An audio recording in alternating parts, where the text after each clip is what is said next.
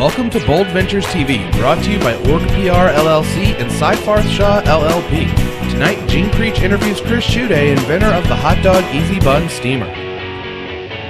Well, I tell you, it's just a really neat concept, and it's the Hotdog EZ Bun Steamer. And so, tell me about why the Hotdog EZ Bun Steamer. Well, it's real interesting. I think that our life experiences prepare us for what goes on later in life, and this was really an intersection of three different events that happened in my life. When I was a small child, I was raised by a single mother who was very budget conscious, and she froze everything. I think I was 18 years old before I ever had a fresh bun. But what she would do is she would take these frozen freezer burned buns, she would pull them out of the freezer, and she would stick them in this cute little domed bun steamer that looked like a UFO. Yes. It used to be real popular back in the 60s. You never find them. You can't see them anywhere. No.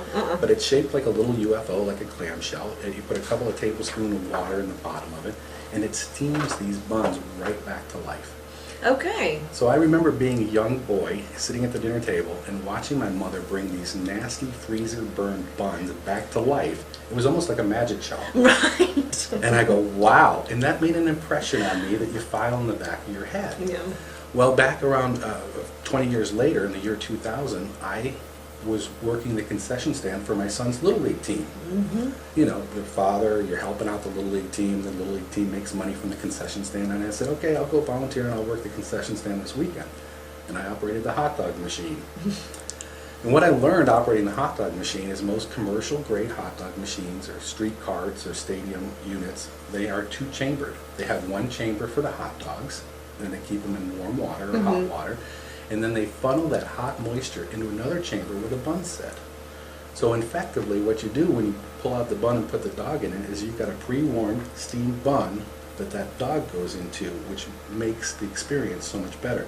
How many times have you heard somebody say, I love the hot dogs I get at the ballpark? At the ballpark, that's right? Exactly right. Yes, the hot exactly. dogs are so good at the ballpark, but what happens when we have them at home?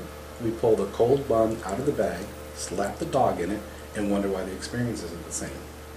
So you're trying to bring that at the stadium experience to the home. That's exactly right, which brings me to my third point that intersected, and that was a few years later in 2003. I was all excited to see the football season starting, and one Monday afternoon I got off of work early. I stopped by the local grocery store. I bought some really high quality hot dogs and buns, and I went home and I had a wonderful hot dog during halftime watching Monday Night Football. Well, 6 days later, Sunday football came on, and I said, I want another one of those hot dogs. And I had the same hot dogs left that I had on Monday and the same buns, proceeded to make a hot dog, and it was a huge disappointment. Why? Because the buns were 6 days old. Where had you been keeping the buns, though? In the pantry or in the refrigerator? On the countertop. Oh, okay, yeah. Right in the, So out. in the So bread fresh. box. Yeah, in the bread box. In the bread box. And I thought to myself, I said, those buns are 6 days old and they're terrible. I said, my mom used to feed me 6-month-old buns that were wonderful. And I thought back to her little bun steamer. And I said, well, I'm already boiling the hot dog in a pot of water. Why can't I steam the bun at the same time? So the first thing I did was I grabbed a cheese grater and I popped it on top of the pot. Put the bun on top of that to try and capture the steam rising off the top. And that kind of worked, but only so-so. Thanks for watching Bold Ventures TV, which is the sister show to Bold Ventures Radio. Both are brought to you by Org PR LLC and the law firm Seifarth Shaw LLP. Each week, Jean Creech interviews interesting entrepreneurs from around the country. Every Wednesday night, you can tune into the live broadcast of Bold Ventures Radio at 16:20 a.m.